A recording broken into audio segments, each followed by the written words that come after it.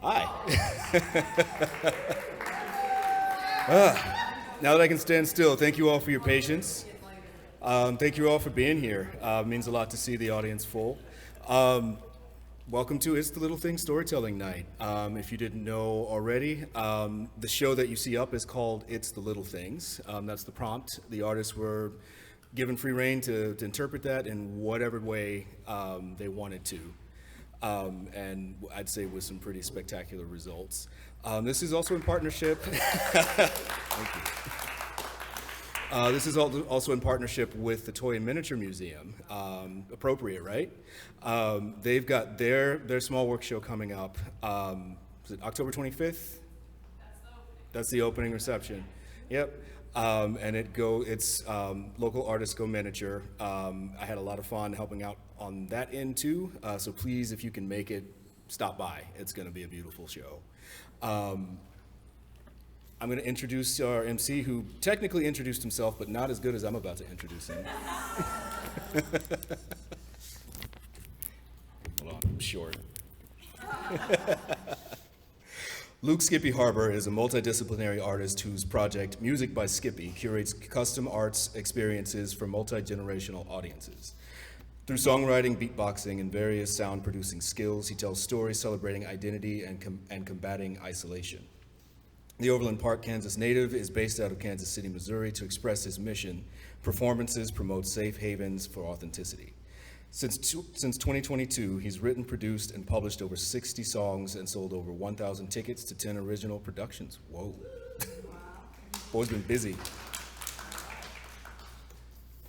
He's a 2024 Librettist Fellow for Lyric Opera of Kansas City and No Divide KC. 2024 Heartland Arts Fellow for Starlight Theater and Heartland Arts KC, and a fall 2024 cohort member of Music to Life, a national training program for musicians focused on making social change. Past collaborative commissions include, but are not limited to, Boulevardia, Ewan Kaufman Foundation, Kansas City Repertory Theater, KC Fringe, Quixotic, Cornell University, Kansas City Art Institute, University of North Carolina School of the Arts, and National Association for Teachers of Singing Mid-Atlantic Region. His motivation comes from his life-saving liver transplant at age 11, so at the age of 11 months, making performances testaments to sharing his life and near-death experiences. Please welcome to the stage, Music by Skippy. Thank you. Oh, one more round of applause for Wolf.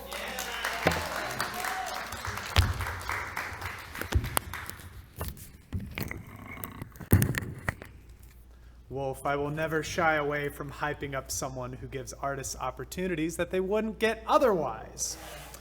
So, just a little 411 before I dive into my portion of all of this. I'm going to do a little shtick as Music by Skippy so you kind of get a taste test of what I do, how I've even gotten here. But number two, you'll see that I have my little phone here that I might reference every now and then because I want to be mindful of time. Yes, we want to make sure that the show is flowing appropriately. And last but certainly not least, please know you can get beverages. You can go to the restroom. This is very listening room, coffee room-esque. You know what I'm saying? We're here to love and support each other for the little things that we are presenting this evening. Now, let's dive in, shall we? Yeah? We have a wonderful multidisciplinary lineup this evening. And so it almost feels appropriate as your MC, who gets about, 8 or 7 minutes, to do multidisciplinary art making. And I'll show you what that looks and sounds like. Part of my resume is that I am a professional beatboxer, the person that makes drum sounds with their mouth. Now, I would love to see by a raise of hands who here has ever seen beatboxing live? Okay, wonderful, hands down. Who has never seen it live? Oh, I am so honored, hands down. It always makes me so honored and excited when I get to do this art form in front of people who have never seen it. It's crazy. I literally look like a toothpick with a belt on. So you look at someone like me and go, he can't do that. But as someone with 19 years of beatboxing experience, I promise that you are in for quite a treat. So would you like to hear a little short composition of beatboxing? Yeah? Let me just adjust the microphone so it doesn't cut out. This is part of a beatboxing routine, and it is one that has allowed me many different gigs in Kansas City. I'm very grateful people hire me for it and like me doing it. This is an excerpt from a beatboxing routine called Gotta Catch My Breath.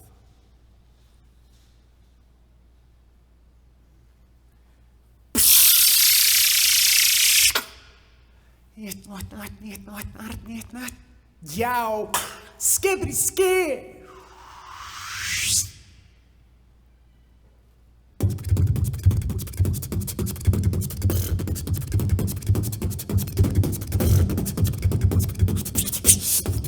Yo.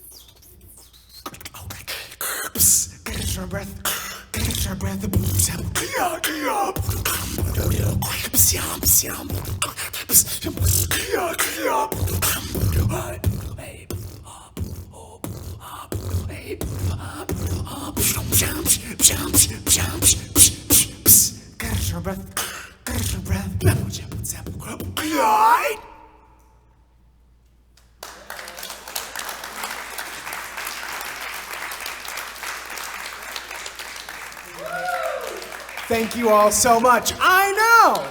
How do his lungs do that? Why is that real? Don't even ask me at this point. Beatboxing is an art form that is multi-generational. It's a universal language. And just like a lot of the amazing artists you're going to see tonight, they're international. They're universal languages. So let yourself float in the disciplines, man. There ain't nothing like it. And speaking of other disciplines, I am now going to do a short excerpt from a poem, actually, that I wrote. I just did a musical comedy show in Kansas City called 800 Years Young, where I played a medieval bard named Dandy, and you, as an audience, are attending my 800th birthday. You have to do 10 tasks with me in 60 minutes, or else I die by the end of the show. To be mindful of time, I'll do one more piece, and then we'll move to our next artist. This is a little poem, a little comedy poem called Love, I Guess. Have you seen a bunch of pigeons poop in one place? Have you seen a praying mantis female eat her male husband's face? How about a wombat using its butt in combat fights to protect its young? That's love, I guess. Did you know lovebirds die if they separate? Did you know flatworms fence before they copulate? Ooh. Male honeybees lose their pee-pee parts. Anglerfish merge into each other's hearts. That's love, I guess.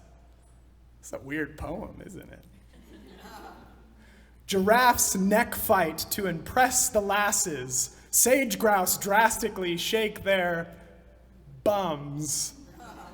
All of us should be jealous of the penguin, the unrealistic standard of the family man who makes a family plan to hold his family's hand. But humans aren't penguins. Humans aren't penguins. Oh well. That's love, I guess. Thanks. I know that is such a goofy little piece. I appreciate you listening to the beatboxing. a very silly poem in hindsight that probably shouldn't have been read tonight, but you all were just the sweetest of peas to listen. Are we ready for our first performer? Here we go. First up, we have, and Maria, you are more than welcome to correct me if I pronounce your name wrong. That should be not something I be prideful about as your MC. Maria Vasquez Boyd. Thank you. This is why we have a conversation. Maria Vasquez Boyd is producer, host of Art Speak Radio, a weekly live program on 90.1 FM, KKFI, Kansas City Community Radio, since 2012. Boyd is a founding member of the Latino Writers Collective, a storyteller, poet, artist, designer, painter, and continues to exhibit her work across the country. Boyd's poetry book, The Weight of Recognition, was published in 2023. Her solo work is currently on exhibit at the Bunker Center for the Arts. Ladies and gentlemen, Maria.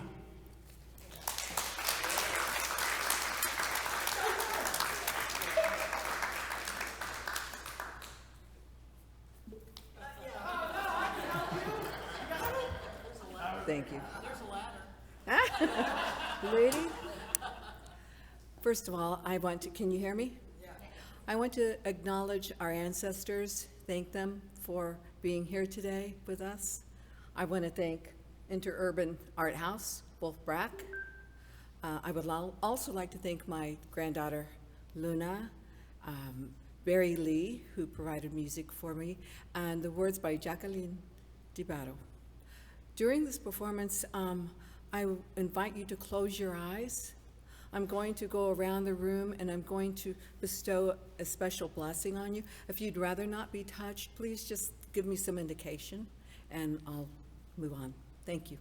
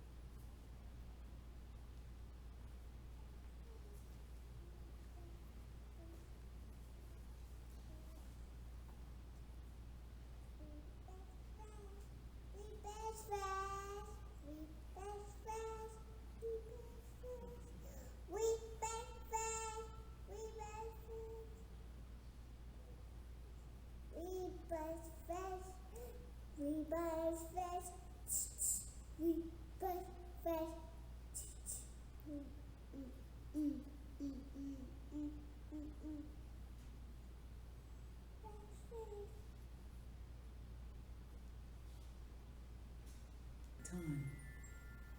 We both cried when we first saw each other. Our names have a lot in common. Her name is Grandma, and me, Granddaughter. Grandma and I walking together in the park. In the beginning, we walked like two-legged ladies, shaky this way, shaky that way. And it's because Grandma had flat feet, and I started walking. Time passed, we lost our first tooth. I put mine under the pillow. Grandma took hers to Dr. Perez, the dentist, to put in another but fake. One day, we realized that neither Grandma and I could not read nor write. So we decided that when I turned 5, we were going to school. And we were off. Me in the mornings very early, and she goes to adult school in the afternoons. Now we can both write. I have the handwriting crooked, and she shakes. When I go on vacation with my parents, Grandma goes on a trip with her friends. We send postcards by mail, and we just scribble our name, because Grandma says that everything we have to tell each other doesn't fit in a mailbox. Before I go to bed, Grandma tells me stories from her youth. Grandma has sons and daughters who are my uncles and my aunts. Minus one, which is my mom. When they were small, they lived at my grandmother's house. Now she is the one who lives at home with my mom and me. When we're all together, the family is huge.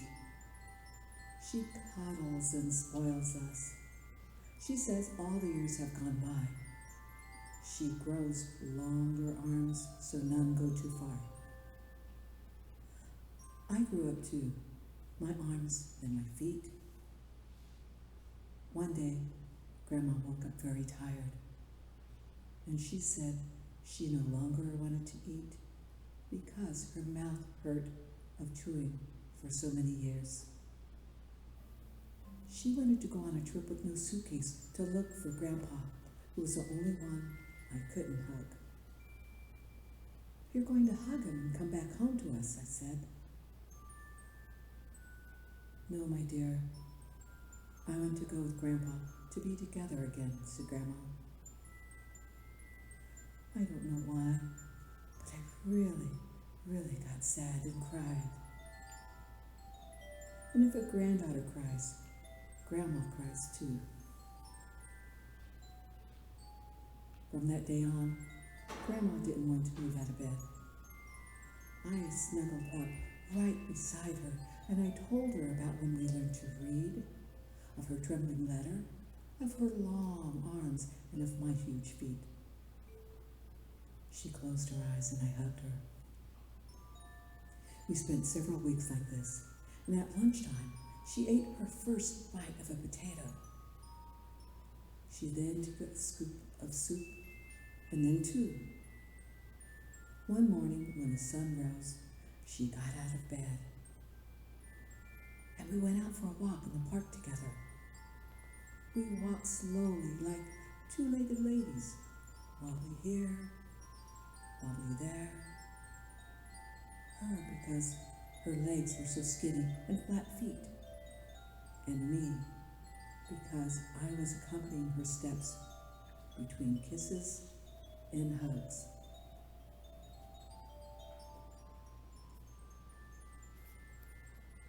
Thank you very much.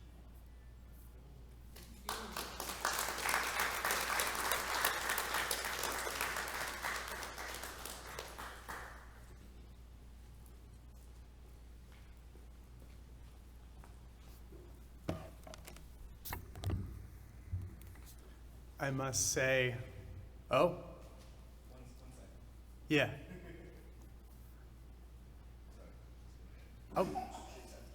Oh, you're good. So I'm good? Thank you very much. It is always refreshing and wonderful to see within show lineups where we can just slow down in the day and age that we live in. It's very hard to pause, to take respite. I hope you took that time to receive that moment of silence, that moment of stillness. Don't be afraid to do more of that in your life. It's actually really healthy. Before we move on to the next person, I'm going to do another short piece. It's in honor of someone who's very special in my life. Her name is Granny Nell Bowen. It's my grandmother, who's 92 years old, currently in Olathe, Kansas, at the Hager House on the Olathe Medical Center campus. To give you a perspective, this phenomenal woman has come to almost every show that I've ever done, whether I played a ladybug at age 5, all the way up to some of my headlining sold-out shows that happened today. To keep a very long story short, she recently hurt her hip, and she can no longer walk. She's in a wheelchair now. And I made sure that 2 years ago, when she was still up and about, spritey, coming to the front row at shows with a reserved sign every time, I wrote a song about her. And I love that song, and I sing it to myself now all the time in honor of her. So I'm going to do a very brief portion of that song, a spoken word. The song is called Dancing in the Room, and it's about what it was like to spend the night with her at her house after my grandfather passed away. what it's been like to visit her in a nursing home, in a care home, and what I want her to know before she passes. Because whether I like it or not, y'all, that's probably going to be a lot sooner than I like now. And I want each and every one of you to know, if you have someone who's elderly in your life or you're elderly yourself, you are loved, you are seen, you are appreciated. Cherish the time that you have with those people in your life. This is dancing in the room.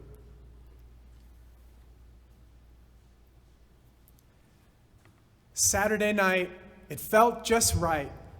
I watched you smile in every way. We both know that it won't be the same.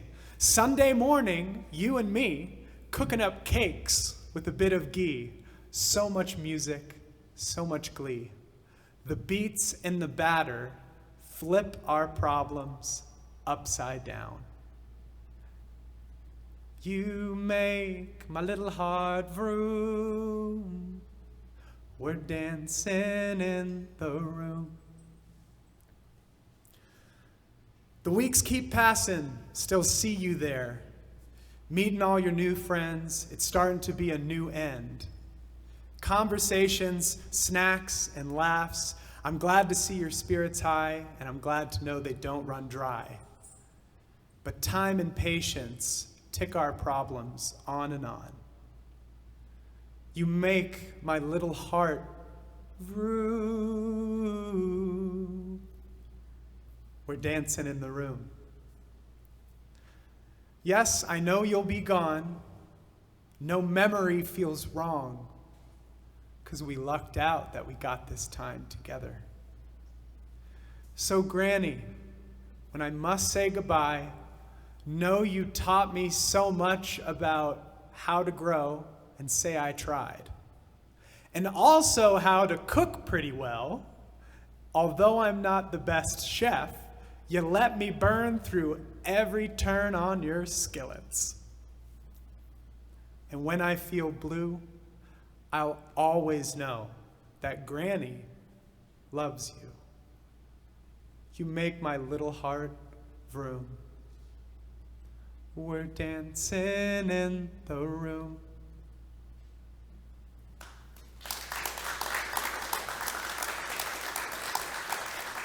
Thank you so much. It really means a lot to be able to share that in this room, especially with where she's at now in life. I appreciate listening ears every opportunity I get. Our next performer, and just like I did with Maria, please correct me if I have a mispronunciation of your wonderful name. Lead low. We love that. Lid low processes their feelings through a monstrous, fantastical lens in their illustrations, music, and writing. They are currently in the sticky process of recording new material for their alt-folk vampire band, Blood and Velvet. Lid, that's fun. While they did technically graduate from the University of North Texas with a bachelor's in studio art, their biggest takeaway from college was that they are emphatically not a morning person. Ladies and gentlemen, folks in the audience, Lid low.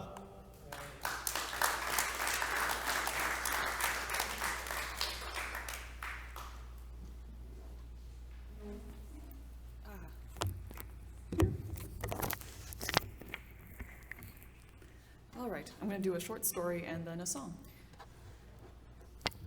I'm a little bit short. 1 second. Thank you. My egg wouldn't hatch. I stuffed every pretty warm scarf I could find into that drawer. I stroked the shell every day to tell it was safe to come out, but it refused to hatch.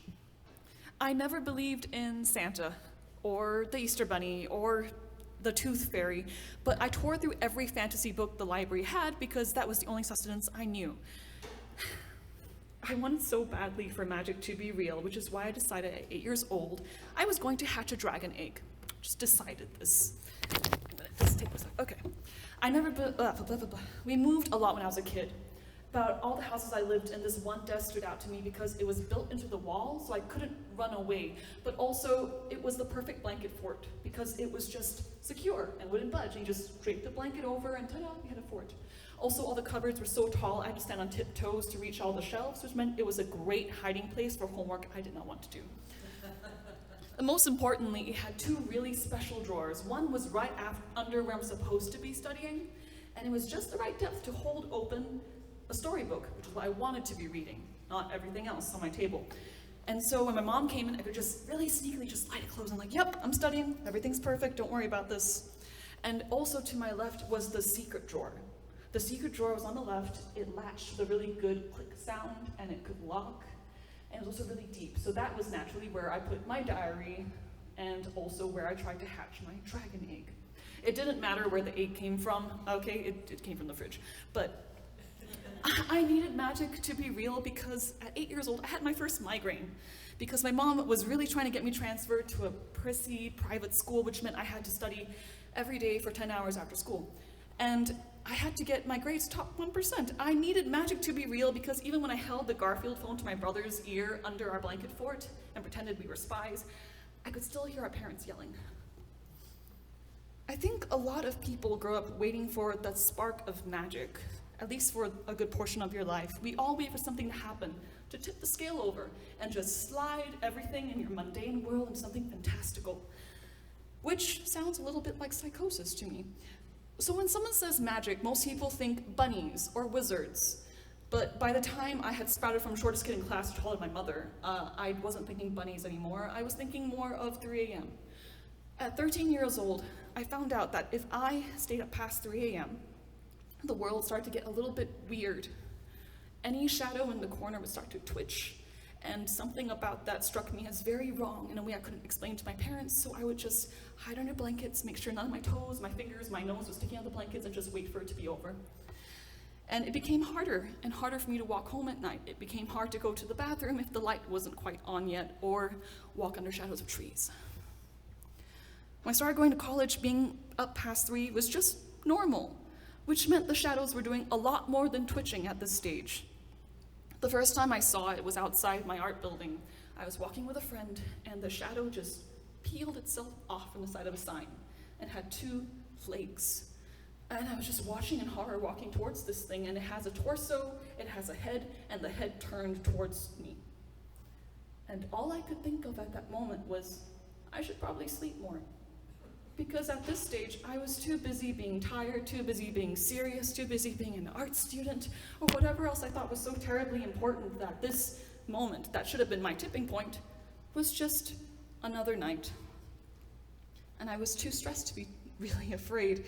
I was so disconnected with that part of myself that I didn't actually believe in hatching a dragon egg anymore, or that there were nameless things in the dark to be careful of, that I didn't even realize I've been writing horror songs for over a decade now.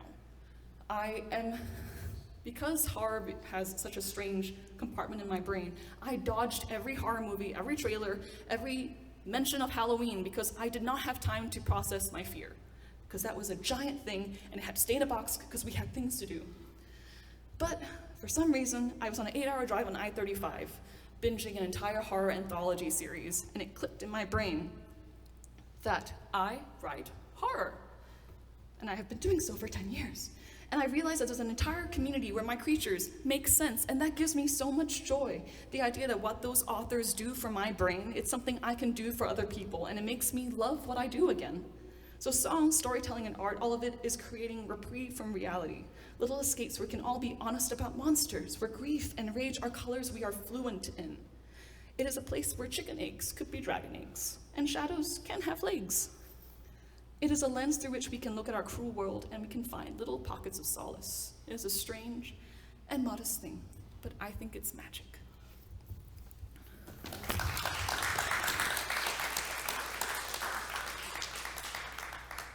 so now I am going to share one of my first horror songs with you.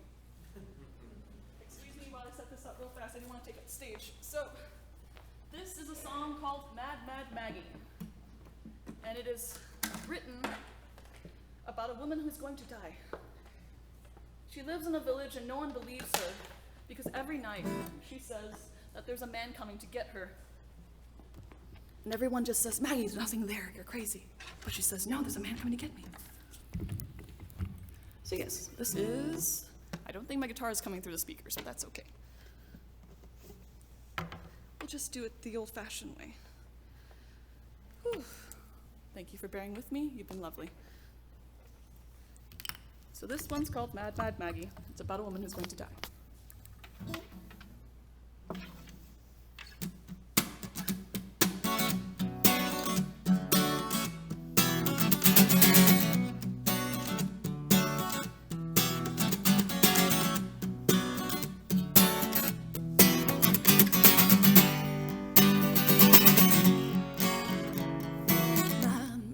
Maggie walks the streets alone. She has a little baggie for her dead dog's bones. The people leave her be. They say she wouldn't hurt a fly, but it puts her quite aside. When the woman's high, she cries. There's a man 5 steps from my heels. No one can see him, but I can feel his gaze. It never leaves the back of my head. Please believe me, or tonight I'll be dead.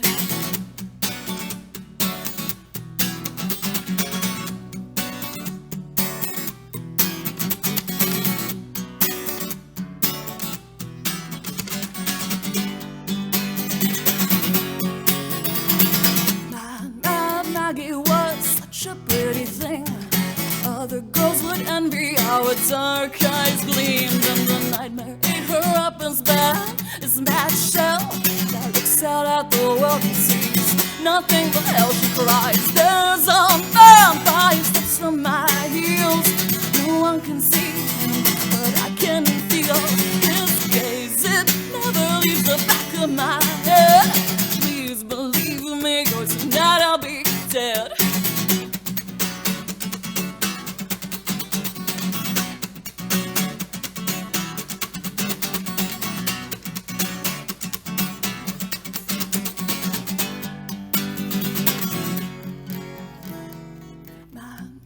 Maggie is nowhere to be found. No more is her shadow dragging across the ground. They went up to her house, there was nobody there, but they swore they heard the empty house whisper, beware, it cries. There's a man 5 steps from your heels. You'll never see him, but he's quite real. His fingers are itching to get around your neck. Hate to say I told you so, but now you're next.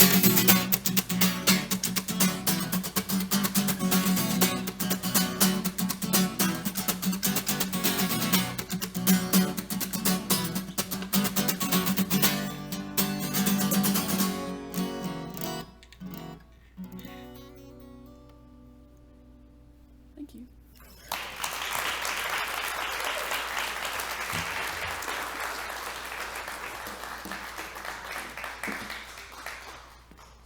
Way to go! I do not have guitar skills like that. Ladies and gentlemen, folks in the audience, we are going to take a very brief 5-minute break so that we can prepare for our next performer. Thank you all very much, and we'll see you in 5 minutes. Purnima Vijayan is living in Olathe, Kansas with her husband Sudan Natarajan and 3 kids. I'm sorry, I'm the worst.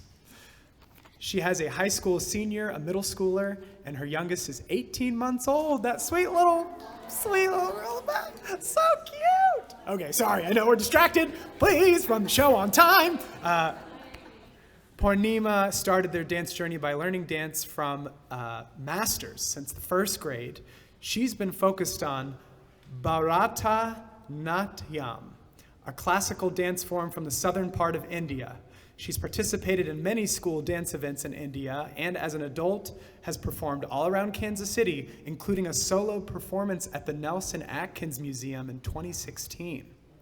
She took a break from her career from dance to catch up with her career and support her family. And during COVID times, she went back to her guru to learn again. She's so passionate about dance. It creates a sense of freedom mentally, physically, spiritually. And she's a dancer because through her mind, body, and soul, she can express the stories that she wishes to tell. And she feels energized and happy when she dances. That's so sweet. Today, she is going to perform a padam, a narrating story through gestures, expression, and footwork. This story is about a young Krishna, his childhood days when he was living at Gokulam and Vridravan. It involves his childhood mischiefs, his playful interactions with friends, to cheeky escapes with the butter pot, matka, and his enchanting dances with the gopis, girlfriends, and so on. Ladies and gentlemen, this wonderful performance by Purnima.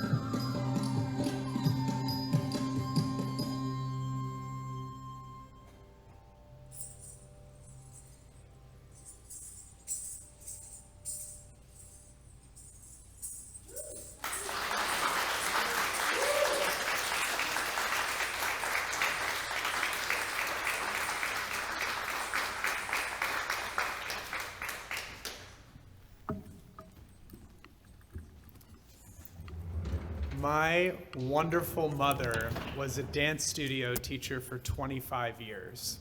So whenever I see anyone dance of any style, my little heart bubbles up and gets so excited. Thank you for expressing yourself.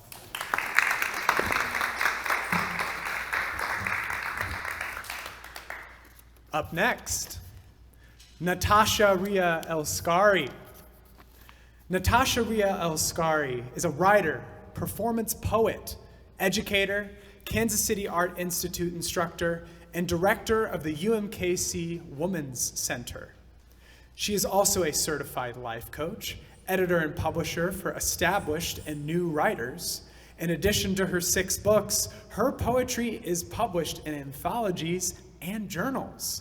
She has 4 spoken word CDs, available on all media outlets, and 1 DVD. She is the founder/curator of Black Space Black Art. For more information, visit www.natasharia.com. Ladies and gentlemen, Natasha Ria Elskari.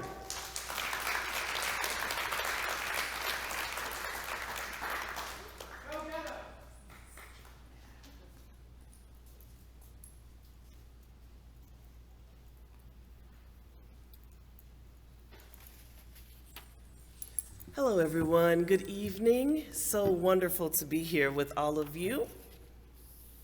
I want to just say a big shout out to all of the performers. I have just had a lovely time. So can we give them another round of applause? I am going to share 9 poems tonight, but don't worry, they're all little. My work is right over there in that corner. I wrote this first poem 25 years ago, 2 days after I gave birth to my first child. This poem will be short. I am a new mother. Thank you.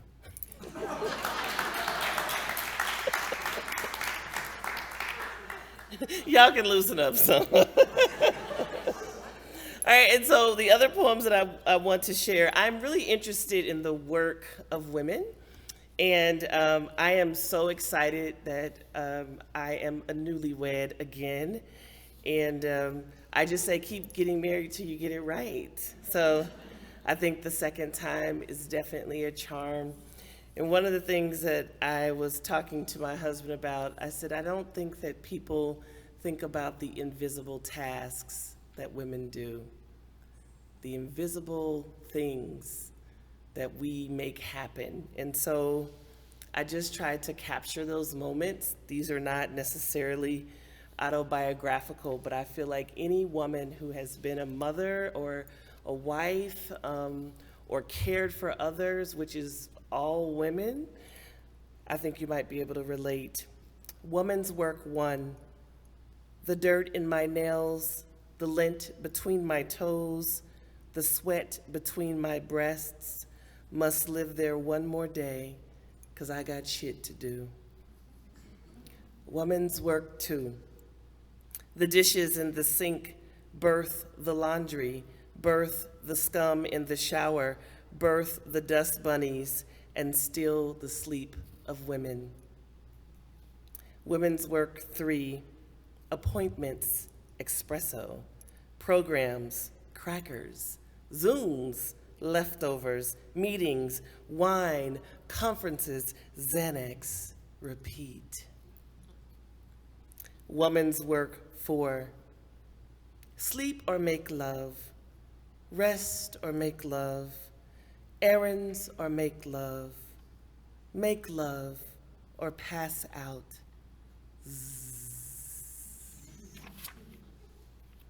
Woman's Work 5, rest is the resistance to keep going even when you said you'd rest. You announced to everyone, I am resting. After I check my emails. Woman's Work 6, Saturday is the new Monday. 21 is the new 15. 25 is the new 10. Grown kids are the new monsters. 48 is menopause rising, dryness below, and sweat above. That one is autobiographical. Woman's work 7. Every God deserves a Sabbath. Pull the covers over my head, ignore the buzzing from my phone, cuddle with Big N and binge. Rest is only when I hit the wall. Monday, I will start all over again.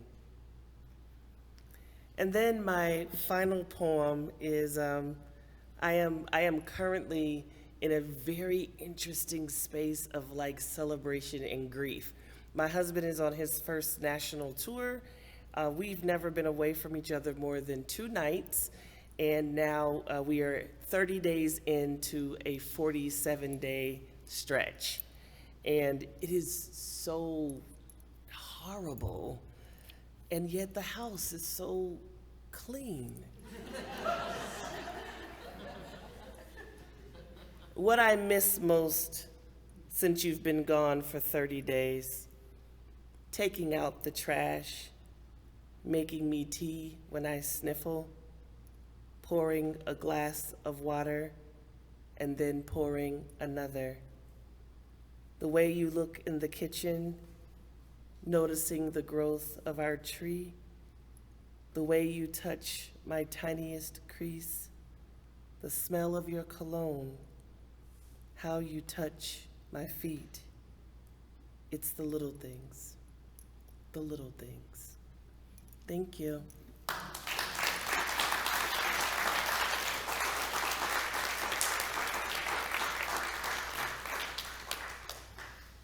I am always amazed at your eloquence from how you speak poetically about life's experiences. I feel like it's such a gift to have watched that over the years. Thank you, Natasha. Phil Jurenzinski, yeah, see, I corrected myself, is an internal medicine and pediatric resident who's completing his final year of training. Congratulations, that's really hard. He is also a poet who writes about social justice, child advocacy, social determinants of health, and communities, including the queer community. He is currently working on a collection called The Ministry of Soot, which explores intersections of medical training, exploitation, and the coal mining industry. He also loves a good plate of cookies and a cup of hot or iced tea, and controversially thinks that coffee tastes like coal mixed with water. Can't blame you. Ladies and gentlemen, folks in the audience, Phil.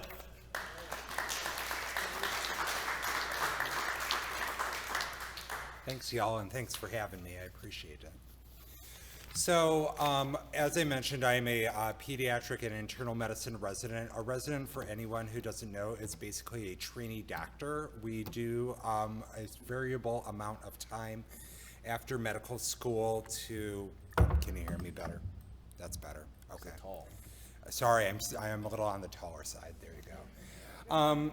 So being a resident is being a trainee doctor after you do medical school. So I'm always very interested in the intersectionality of how training comes with, especially training working with children, comes with the development that you have as a person, as a doctor, and sometimes all of the trappings that may come with it. So I have a collection of 5 poems that I'm going to read. And I may not get to all of them, but that's okay. I will try to explain a little bit of context before each one. So some of these are very concentrated in West Virginia, the state, yes. Okay.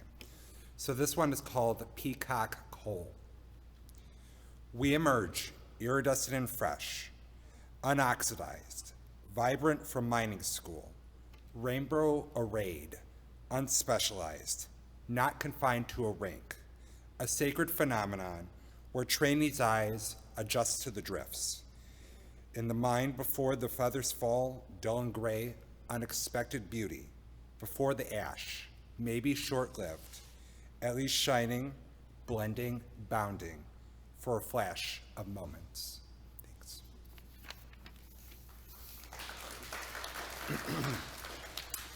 The next poem I have is called Shortages, and if you're familiar with anything about medicine, when you go to the pharmacy, they may not have the drugs that you want. Excuse me. When you're in the hospital, we will also run short on drugs all the time. And one of the things that we're short on is actually blood culture bottles. So blood culture bottles are used to collect cultures of blood, surprise, from people to look for sepsis and other serious infections. So this poem is called Shortages. Company pharmacist, living above the saloon, posts flyers about dry company larders and vaporized drugs, how we need to convert medicine supposed to run through veins back to running through mouths, treating blood infections without glass bottles to capture bugs. Thousands of prescriptions switching, since no matter how many calculations, can't figure the formulary. So many lives we could save invested in more than one company. Spread out the burden to man, barons cordon markets and destroying monopolies, elderly mindmen and children amputees working overtime but succumb to treatable disease. When will we as miners raise arms, preach about the days of Christ and how we should love our neighbor? Funny how the patient saving guns, but we can't save lives. Pharmacist friends, I understand why you cry.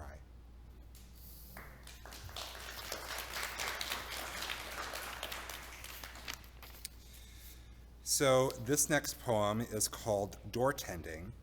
So door tenders back in the mining days were children who actually lifted the doors that let mules and donkeys into the mines and would often sit there for long periods of time doing a lot of nothing. So this poem again is called Door Tending. What kind of trade we be learning? Opening doors for mules and donkeys, ropes skin in our hands with deep deltas, rivers of sisters sewing in the mills, when we should flow into school, earning grades instead of eighths of salaries. We dedicated to mindless work instead of building our minds.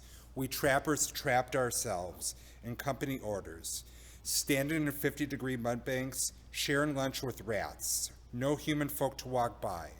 Fingers, toes blue inside, even our cells chilled to the marrow, muddled between awake and asleep, falling down on the way home, collapsing into neighboring shacks, coal town dim, brain dead from lack of electricity. Lamplights dead from dry beads of kerosene. What kind of skills might we be gaining? How translatable will our ember service be? Only feedback the kiss of whips working, 14-hour days before the age of 10. Broke by adulthood thanks to our barren boss. Can't afford power, but can't afford kids.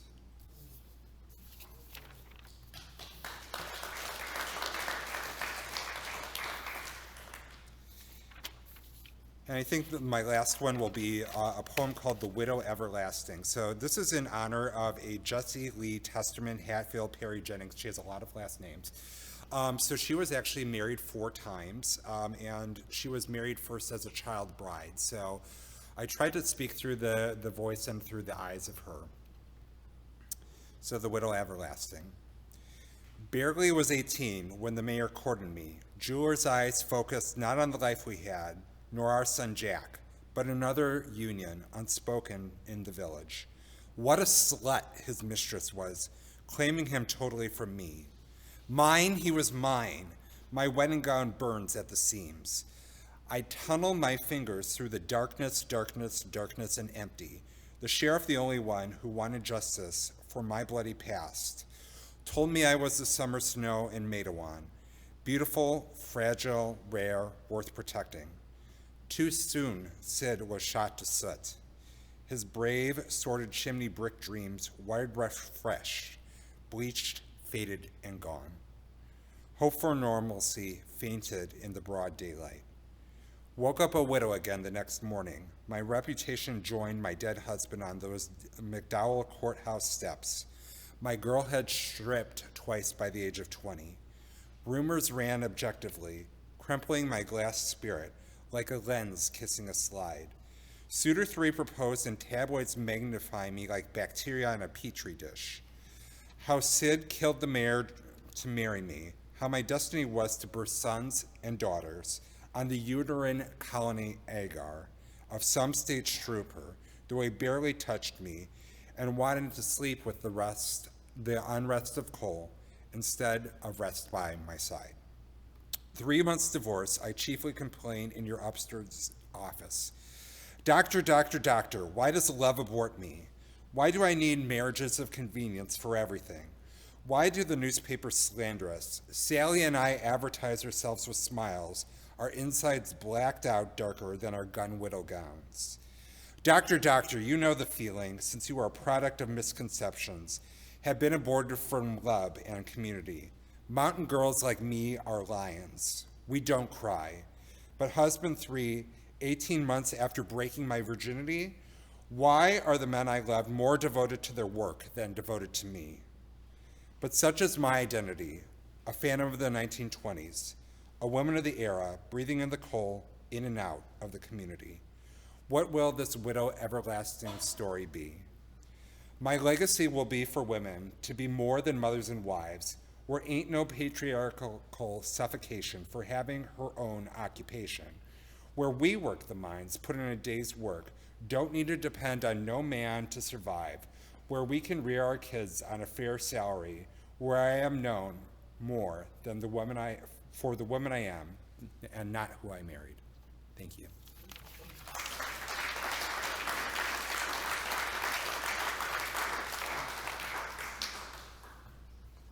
You all have been so wonderful this evening. We have one more performer before they come to the stage. Let's make a few acknowledgments. Let's give a round of applause for Interurban Art House for hosting this evening. Let's give a round of applause to all the staff making all this happen and the volunteers. Let's give a round of applause to the performers. Yes. A round of applause for our wonderful camera person here in the back. Oh, whatever, Mr. Humble. Look at you shaking your head.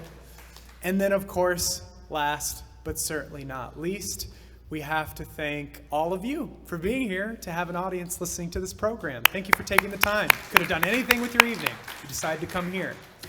This is our last performer, folks. Thank you so much for being here. Nettie Zan is a painter, storyteller, deep trance practitioner, and bodywork advocate. They are a current Interurban Art House resident working on their Small Gods of Animals series of primitivist, spiritualist images. They are a sober body, communitarian, and holy fool. Folks in the audience, Nettie.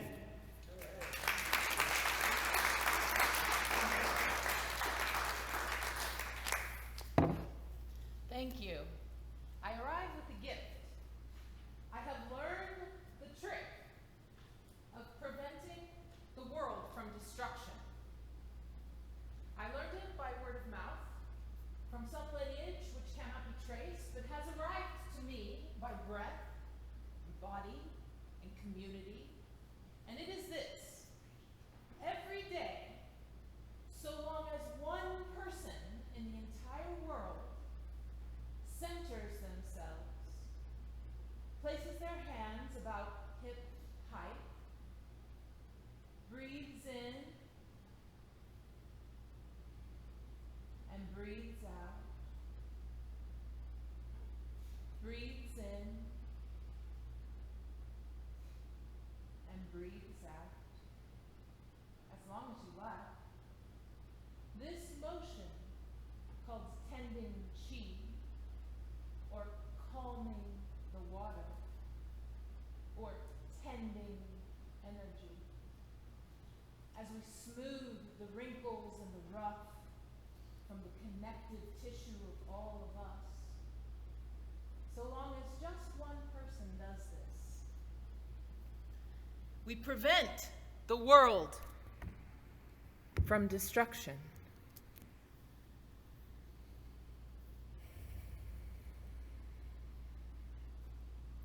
The day was May 2nd, 2022. I, at the time, was a pit boss at the casino. The old Flamingo, Isle of Debris, then Bally's, and me, making sure that the casino got what the casino wanted. And I never took my phone to work on breaks. I would always read.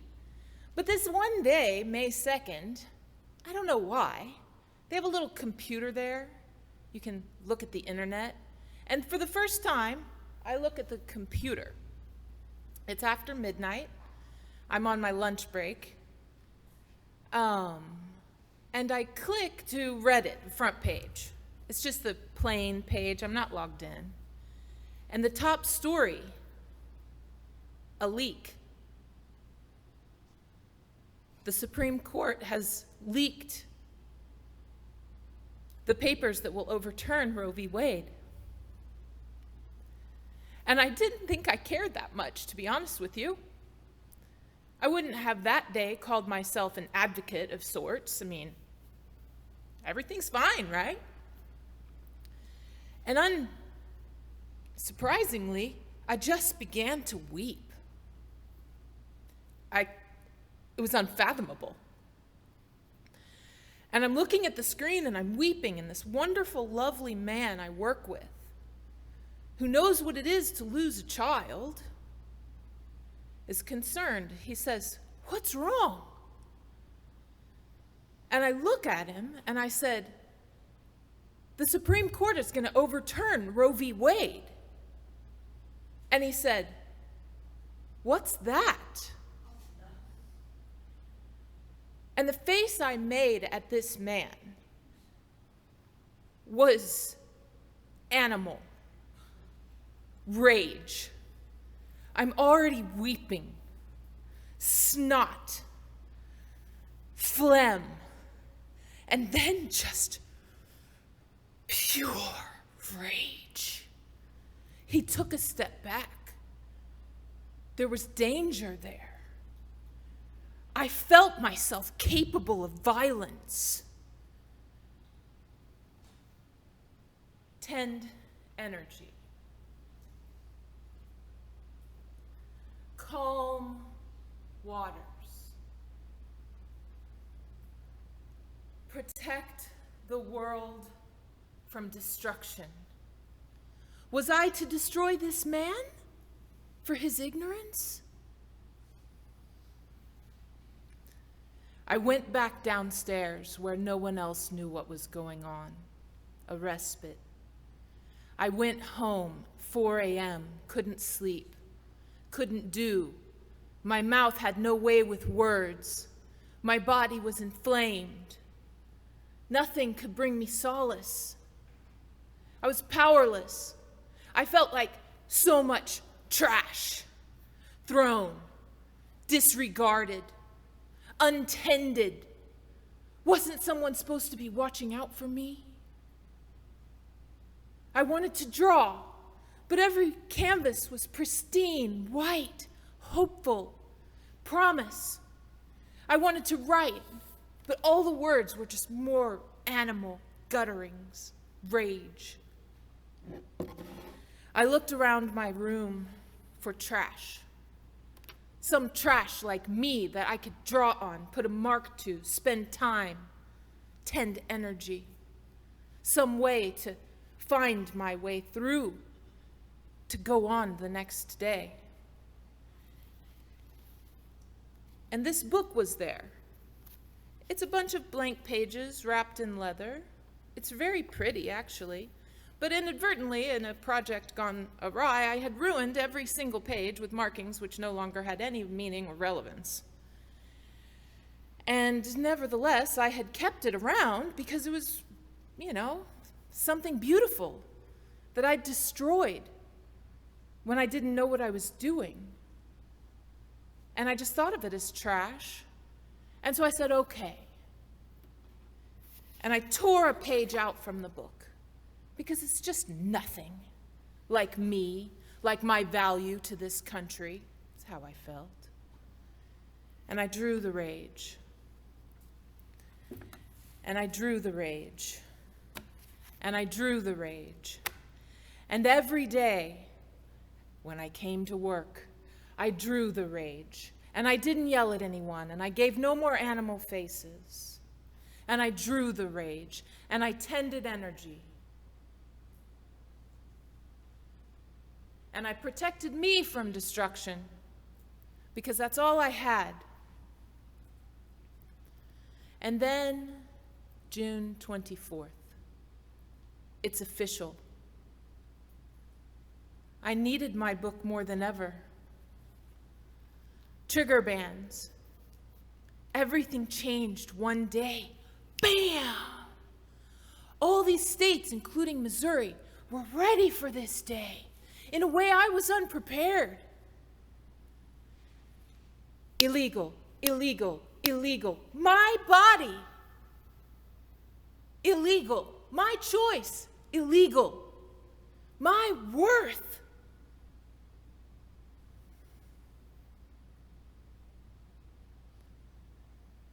Criminal prosecution. Terror of nurses. Doctors who wouldn't touch a pregnant woman. And all I could do was draw wombs, draw cocks, draw bodies, male bodies, female bodies, animal bodies, transgender bodies, gender mixed bodies, gender neutral bodies, all in pain, in sex, in beauty, in joy, in rapture. Because how could the world have forgotten that the body is the first thing? And I wanted everyone to see again a breast being sucked on by a baby, hips spread wide, and birth. I wanted the world to confront the thing we all share and somehow have so much trouble speaking about. The day was September 21st, 1997.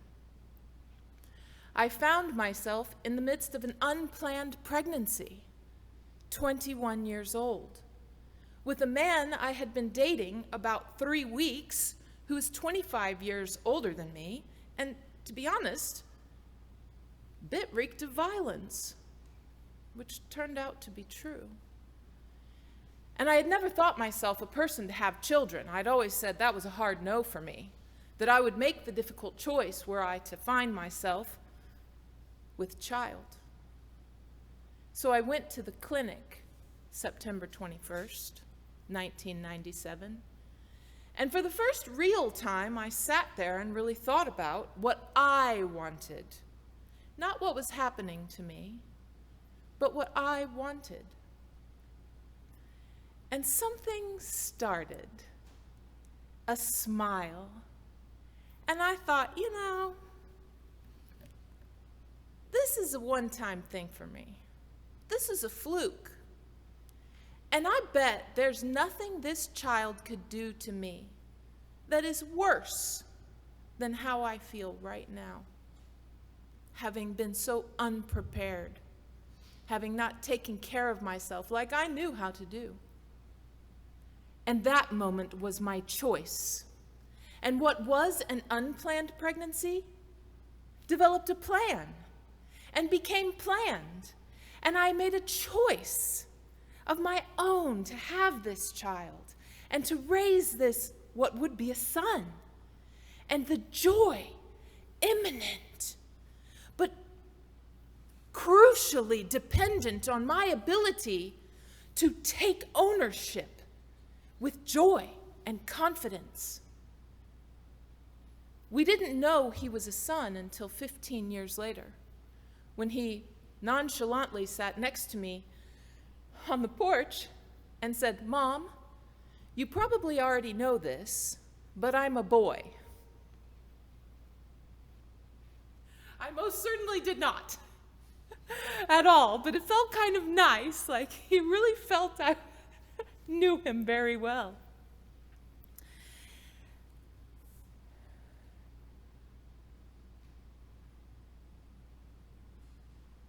and we were happy. And he became the person he was meant to be. And I, as a parent, saw that immediately. What a gift. But that day we learned to tend energy, to protect the world from destruction, as this news broke our family apart. And we were cast adrift, orphans both.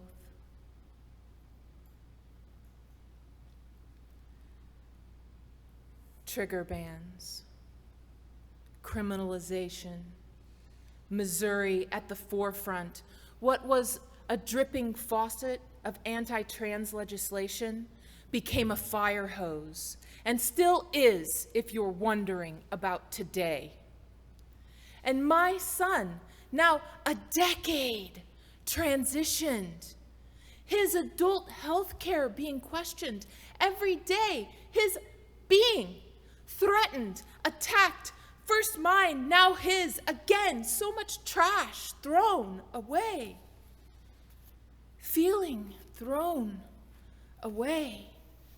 And I drew, and I drew, and I drew, and I kept a smiling face as those who are most harmed must do. Transgender? What's that? Roe v. Wade? What's that? Let me explain to you without becoming animal. I put all my animal into the pages. The book, The Small Gods of Animals, my protectors.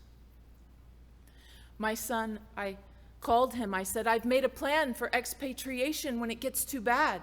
I know where to go in an emergency. I know where to go long term. He said, Mother, I'm not running. I'm going to stand my ground here in my home, where I was born, the land that I love, the only land I've ever known, the land that you taught me. I said, I'll stand with you. And I make that solemn swear to each of you as well. And together, perhaps we can tend energy, can pray, can learn. Perhaps we can protect the world from destruction. Thank you.